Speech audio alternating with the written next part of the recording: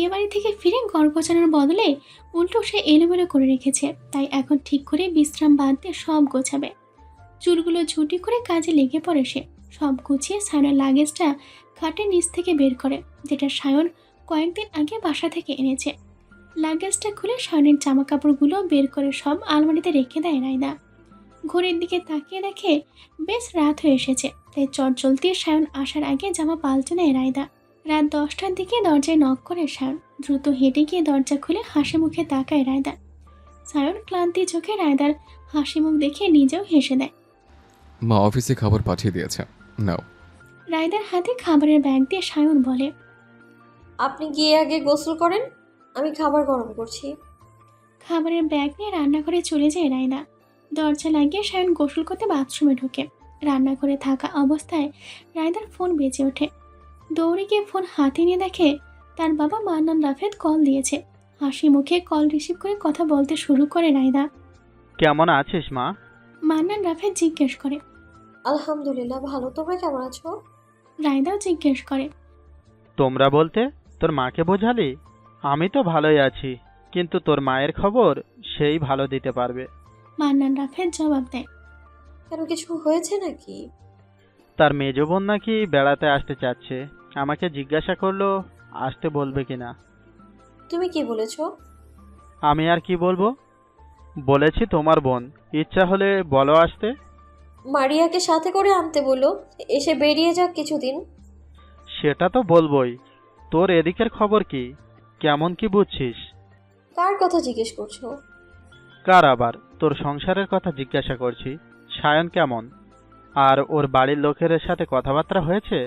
তোর মা তো অস্থির হয়ে গেছে সায়নের মায়ের ফোন নাম্বারের জন্য। দেখো বাবা, আমি আগেও বলেছি, এখনো বলছি, তাড়াহুড়ো করতে চাই না আমি।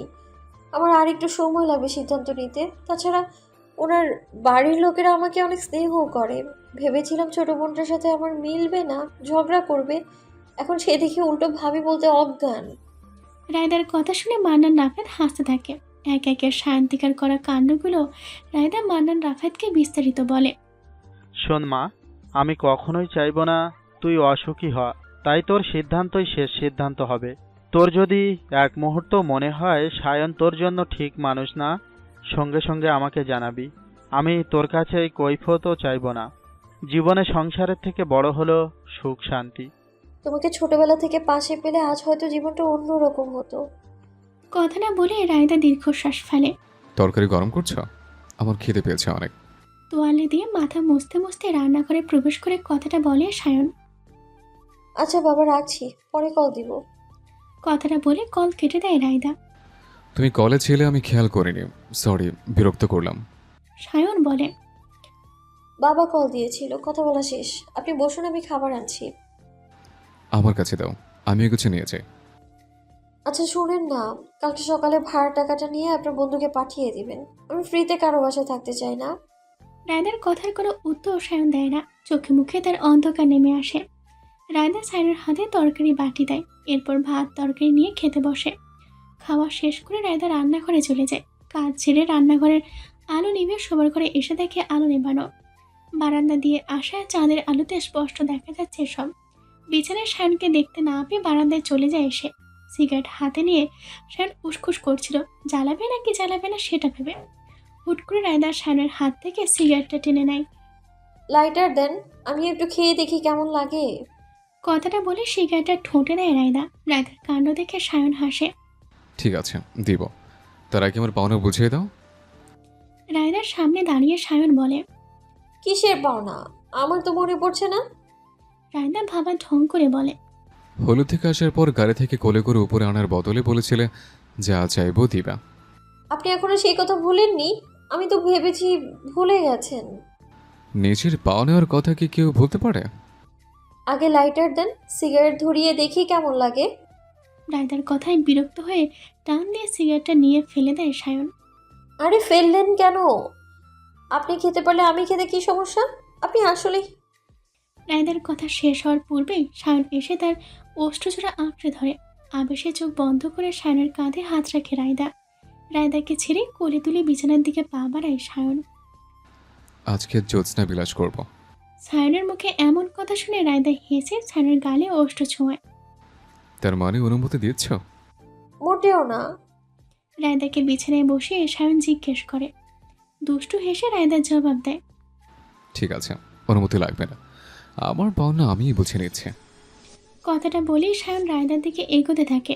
রায়দা পিছাতে পিছাতে বিছানায় থাকা বালিশে তার পিঠ ঠেকে। সায়ন এগিয়ে এসে তার গলায় ওষ্ঠ ছোঁয়ায়। রায়দা ঘন ঘন নিঃশ্বাস নিতে থাকে। ধীরে ধীরে দুজনের মধ্যেকার দূরত্ব কমে একত্রে হয়ে যায় তারা। মাঝরাতে নির্ঘুম চোখে রায়দার পানে চেয়ে আছে সায়ন। রায়দা তাকে জড়িয়ে গভীর ঘুমে আচ্ছন্ন। রায়দার হাত টেনে চুম্বন দেয়। এরপর রায়দাকে বুকে নিয়ে চোখ বন্ধ করে ফেলে সে। অপেক্ষার পর অবসরে রায়দাকে কাছে পেল সে। এখন আর কোনোভাবেই রায়দাকে হারাতে চায় না সে। জীবন থেকে সপ্তাহখানেক সময় পেরিয়ে গেছে, এর মধ্যে তেমন কিছুই ঘটেনি, তবে সম্পর্ক শিথিল হয়েছে।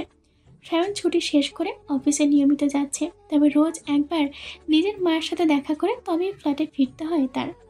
সায়ন যতক্ষণ ফ্ল্যাটে থাকে রায়দা বের হতে চায় না। এক প্রকার জোর করে আজকে রায়দাকে ক্লাসে পাঠিয়েছে সায়ন। ভার্সিটি ক্লাসে বসে সায়নের সাথে চ্যাটিং করছে রায়দা। রুহি বারবার রায়দাকে গুঁতা দিয়ে না করছে এই স্যারের ক্লাসে এসব করতে, কিন্তু কে শোনে কার কথা? রুহির কথা না শোনার ফলাফল স্যার এসে একসময় রায়দাকে ক্লাস থেকে বের করে দেয়। ক্লাসে ফোন চালানো অপরাধ, তাতে অবশ্য রায়দার মাথা ব্যথা নেই। অ্যাটেন্ডেন্স দিতে পেরেছে তাতেই সে খুশি। বাইরে বের হয়ে ফোন হাতে নিয়ে দেখে সায়ন এখনও তার মেসেজ রিপ্লাই করেনি। বিরক্ত হয়ে সায়নকে কল দিয়ে কল রিসিভ করে না। মিনিট 20 পর সায়ন কল দিলে রায়দা ভার্সিটির গেটের সামনে এসে দেখে সায়ন তারই অপেক্ষায় গাড়িতে বসে আছে। রায়দা গিয়ে গাড়িতে উঠে বসে। আপনি অফিস যাননি? রায়দা সায়নকে প্রশ্ন করে। বাসায় গিয়েছিলাম, দেখলাম মায়ের শরীরটা খারাপ, তাই না করে দিয়েছে আজকে রান্না করতে। নিপাকে বলে এসেছে যতটুকু খাবার প্রয়োজন তাই শুধু রান্না করতে। সায়ন উত্তর দেয়। ভালো করেছেন। রোজ রোজ চুলার কাছে দাঁড়িয়ে এত রান্না করাও উচিত না। আমরা আজকে বাইরে থেকে খেয়ে নিব, সমস্যা নেই। আমরা এখন বাজার যাব, তারপর বাজার সেরে বাসায় গিয়ে দুজন মিলে রান্না করব। সায়নের কথায় রায়দা হেসে সম্মতি দেয়। বাজার সেরে ব্যাগ নিয়ে ফ্ল্যাটে ঢোকে সায়ন। পিছন পিছন রায়দা ঢুকে দরজা লাগিয়ে রান্নাঘরে চলে যায় সে। শার্টের হাতা ফোল্ড করে বাজারগুলো বের করতে থাকে সায়ন। রায়দার শোবার ঘরে গিয়ে জামা পাল্টে আসে। ততক্ষণে চুলে ভাত বসে সবজি কাটার চেষ্টা করছে সায়ন। আমি চেষ্টা করি, এদিকে দিন। রায়দা সায়নের থেকে ছুরি নেওয়ার চেষ্টা করে বলে। তুমি ছোট বাচ্চা, তুমি এসব পারবা না, দেখা যাবে সবজি কাটতে গিয়ে হাতে কেটে ফেলবা। সায়নের কথা শুনে রায়দা বোকা বনে যায়। ঠিক আছে, কাটেন, আমিও দেখবো আপনি কিভাবে এসব কাটেন। রায়দার কথায় পাত্তা না দিয়ে এবড়ো খেবড়োভাবে সবজিগুলো কাটতে শুরু করে সায়ন। বেচারা, সবজিগুলোর জন্য মায়া হচ্ছে আমার। রায়দা বলে। আমার জন্য মায়া হয় না? রায়দার দিকে তাকিয়ে ভ্রু কুচকে সায়ন জিজ্ঞেস করে। রায়দা মাথা নাড়িয়ে না সুযোগ উত্তর দেয়।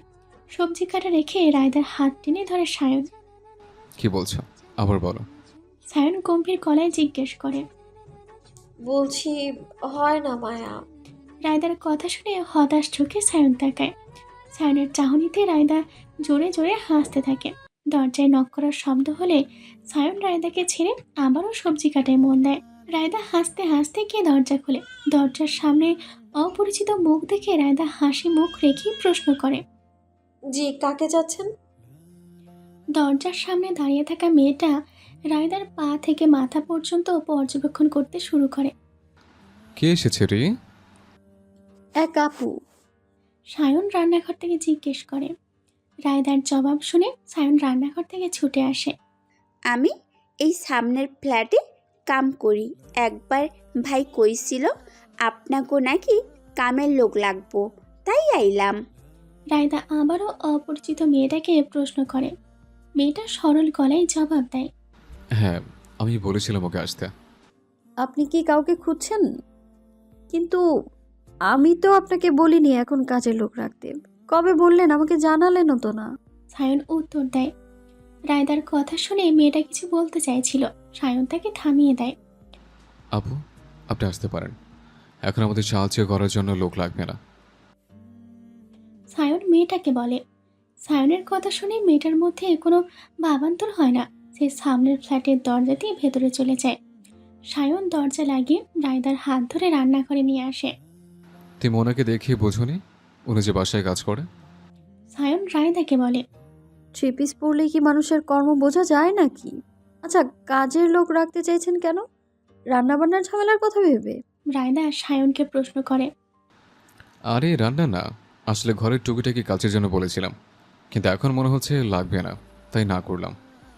সায়নের কথা শুনে রায়দা কোনো জবাব দেয় না, সবজিগুলো ধুতে মেশিনে রাখে। সায়ন চলে যায় রুমে কাপড় পাল্টাতে। রায়দা সব ধুয়ে রাখে। সায়ন এসে মিসেস রিনাকে কল দিয়ে রান্নার রেসিপি জেনে নেয়। রেসিপি অনুযায়ী দুজনে মিলে রান্না করতে থাকে। দুপুরে খেয়ে বিশ্রাম নিতে কানে ইয়ারফোন গুঁজে রায়দা শুয়েছে। তার পাশে বিছানায় বসে ল্যাপটপে অফিসের ইমেলগুলো দেখছে সায়ন। ফোন বেজে উঠলে দেখে তার বাবা আরমান শেখ কল দিয়েছে।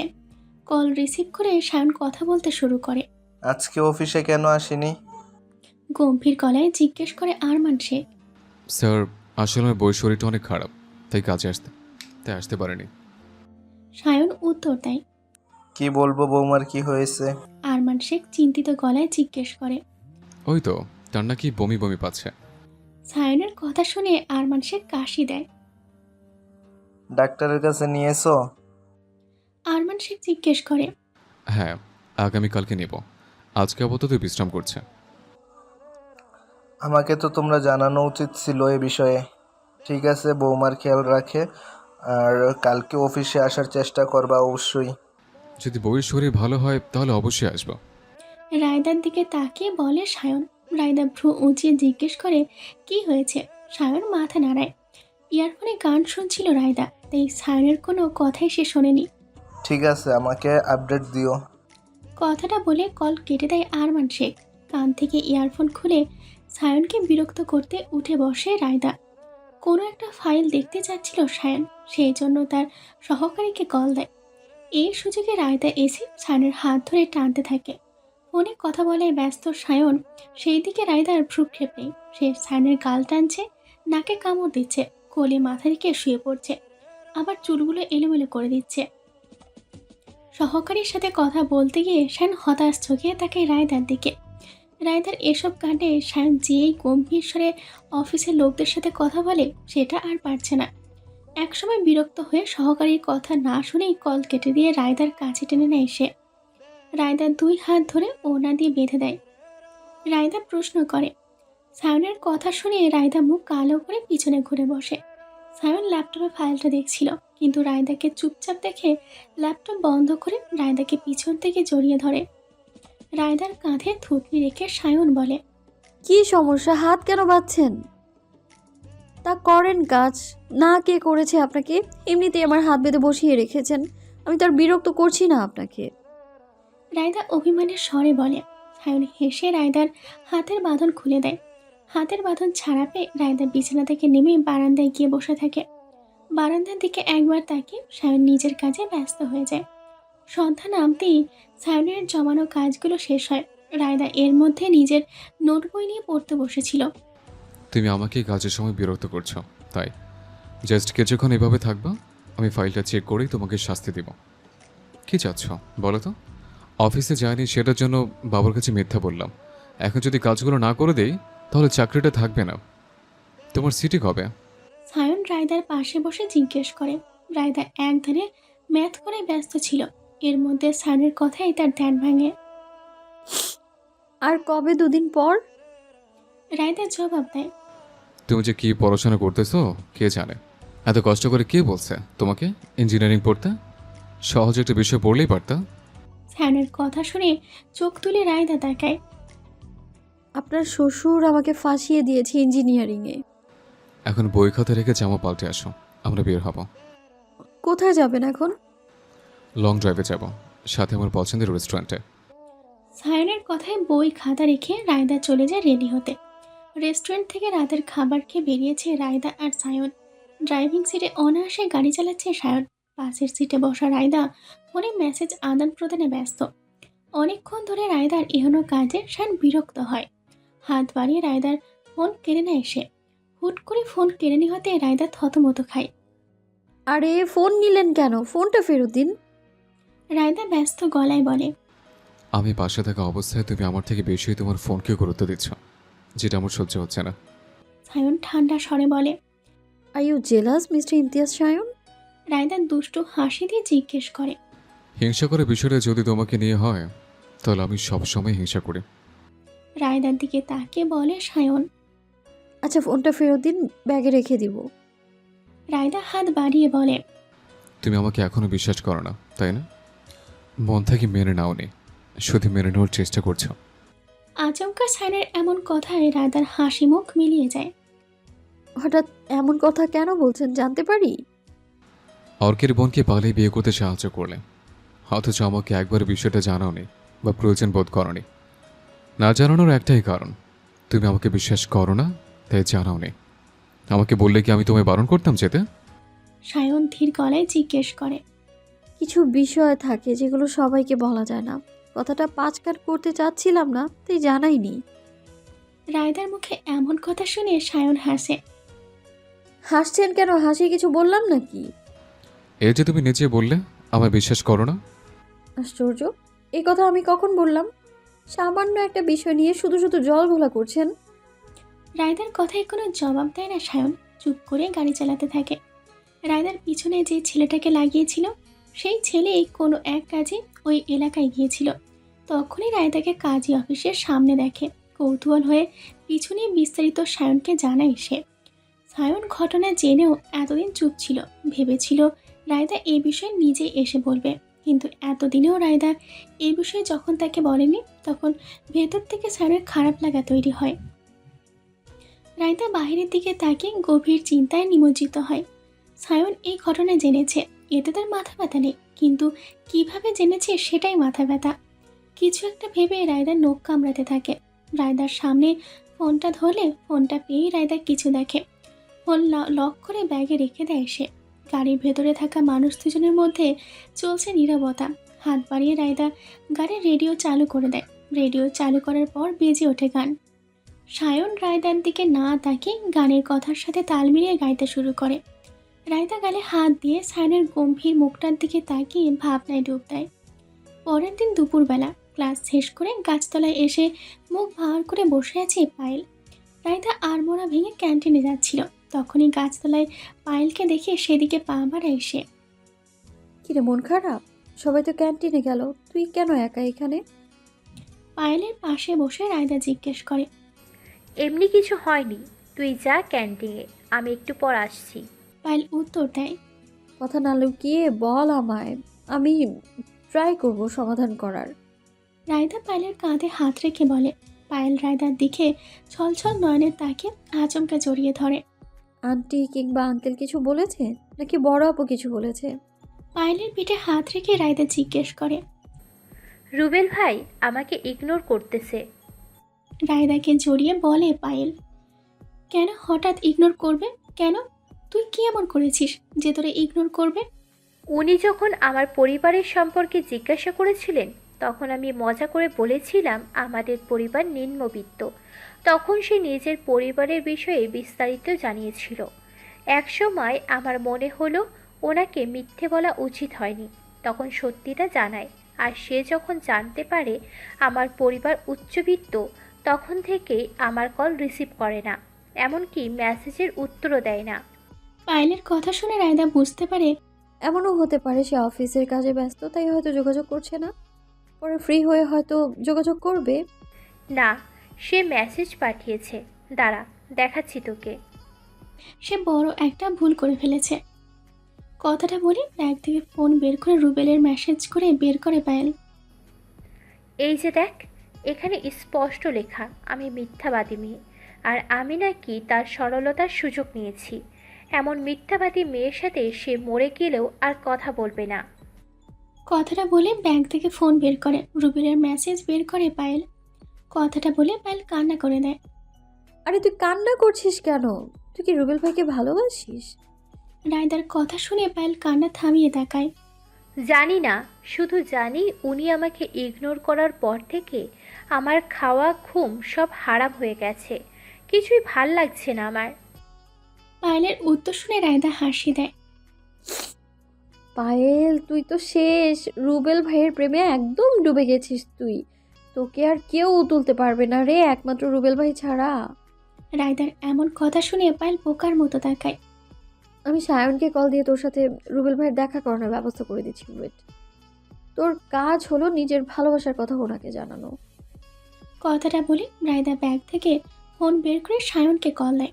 সায়নের সাথে বিস্তারিত কথা বললে সায়ন রায়দাকে আশ্বস্ত করে এ বিষয়ে সাহায্য করবে সেটা বলে। 1 ঘন্টা পর তোকে একটা রেস্টুরেন্টের ঠিকানা দিব, সেখানে গেলেই রুবেল ভাইকে পাবি। রায়দা পায়েলকে বলে।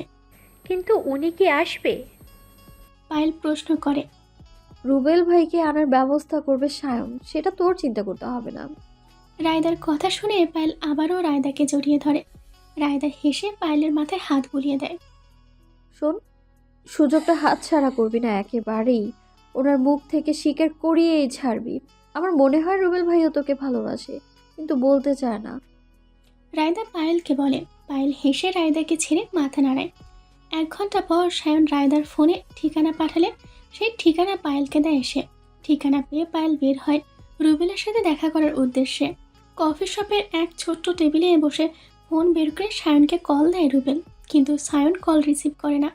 অফিস টাইমে সায়ন কল দিয়ে বলে জরুরি দরকারে দেখা করতে। তাই তো লাঞ্চ টাইমে বেরিয়ে সায়নের দেওয়ার ঠিকানায় সে এসেছে, কিন্তু সায়নের কোনো খবরই নেই। রুবেল ভেবে নেয় 10 মিনিট বসে থাকবে, তারপর না হয় বেরিয়ে যাবে। ওয়েটার কফি নিয়ে আসলে তাতে চুমুক দিয়ে আবারও সায়নকে কল দেয় রুবেল। তড়িঘড়ি করে এসে রুবেলের সামনে বসে পায়েল। হুট করে পায়েলকে দেখে রুবেল চমকে তাকায়। পায়েল হাঁপাতে হাঁপাতে টেবিলে রাখা পানির বোতল থেকে পানি খায়। টিস্যু দিয়ে কপালের ঘাম মুছে রুবেলের দিকে তাকায়। রুবেল আর চোখে পায়েলকে দেখছিল, কিন্তু পায়েল তাকাতেই চোখ নামিয়ে ফেলে সে। মিস পায়েল জাহান, আপনি এখানে কেন? গম্ভীর গলায় পায়েলকে জিজ্ঞেস করে রুবেল। দেখুন, একদম ঘুরিয়ে পেঁচিয়ে আমি কথা বলতে পারি না। যা বলার সরাসরি বলতে চাই। সাহস সঞ্চয় করে বলে পায়েল। রুবেল ভ্রুকুচকে পায়েলের দিকে তাকায়। আমি আপনাকে ভালোবাসি আর আপনার সাথে এই জীবন কাটাতে চাই। সবে কফিতে চুমুক দিয়েছিল রুবেল। পায়েলের মুখে এমন কথা শুনে কাঁচতে থাকে সে। মিস পায়েল, আপনার কোথাও ভুল হচ্ছে। আপনার আর আমার মধ্যে বিশাল একটা লাইন আছে, সেই লাইনে আমি ক্রস করতে পারবো না। আমি খুবই অল্প বেতনে চাকরি করি, সেই টাকা হয়তো আমার মেকআপের খরচও হবে না। আমার পরিবার খুব সাধারণভাবে বসবাস করে। রুবেলের কথাগুলো শুনে পায়েল রুবেলের হাতের ওপর হাত রাখে। আমি যদি আপনার সাথে মানিয়ে নিই তাহলে কি আপনার খুব সমস্যা হবে? আমি চাইছি আপনার সাথে জীবন কাটাতে।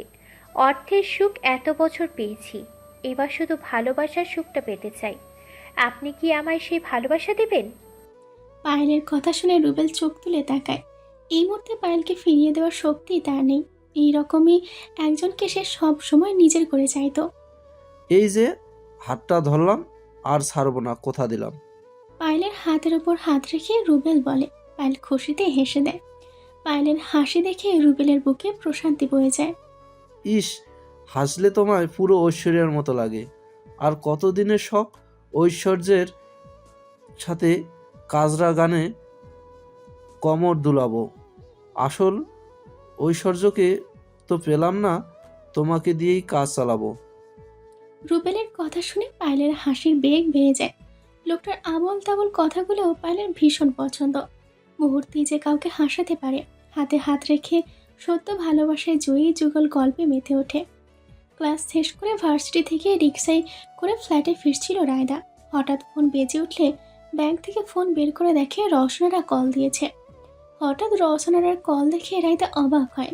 বিয়ের ঘটনার পর থেকে রওশনারা তাকে কখনো কল দেয়নি এই পর্যন্ত। কল রিসিভ করে ফোন কানে দেয় সে। কি ব্যাপার, ভুলে কল আসলো নাকি এই নাম্বারে? রায়দা বলে ওঠে। ভালো মনে কল দিলাম আর শুরু হয়ে গেল তার তেতো কথাবার্তা। এই মায়ের সাথে কিভাবে কথা বলতে হয় এখনও শেখাতে হবে নাকি? ওই বেয়াদব ছেলের সাথে থেকে সেটাও ভুলে গেছিস? রওশনারা রাগী স্বরে বলে। আচ্ছা বলো, শুনছি। একটু বাসায় আয়, তোর সাথে কথা আছে। এখন আসতে পারবো না, পরে আসবো নি। তোর মেজো খালা আর তার মেয়ে এসেছে বেড়াতে। মেয়েটা তো বারবার বলছে কল দিয়ে জেনে তোকে আসতে বলি। মারিয়া এসেছে? আগে বলবা না, আমি আসছি এক্ষুনি। রায়দার কথায় রসনারা খুশি হয়। কল কেটে রায়দা নিজের বাবার বাসার দিকে রিকশা ঘুরিয়ে রওনা হয়। ফ্ল্যাটের দরজায় কলিং বেল দিলে মারিয়া দরজা খুলে দেয়। মারিয়াকে দেখে রায়দা খুশিতে জড়িয়ে ধরে। সোফায় বসা মারিয়ার মা মাইমুনার দিকে চোখ গেলেও রায়দা না দেখার ভান করে মারিয়াকে নিয়ে নিজের রুমে চলে যায়। ক্লান্ত শরীরে ফ্ল্যাটের দরজায় এসে দাঁড়ায় সায়ন। দরজায় তালা দেখে অবাক হয়ে তালায় হাত দেয়। ফোন বের করে দেখে রায়দার কোনো কল মেসেজ নেই। রাজ্যের চিন্তা মাথায় নিয়ে রায়দাকে কল দেয় সে। কয়েকবার রিং হয়ে কলটা কেটে যায়। সায়ন তড়িৎ গতিতে আবারও কল লাগায়। এবার কল রিসিভ করে রায়দা। কই তুমি? রাতের 11টার সময় কই গেছো আমাকে না বলে?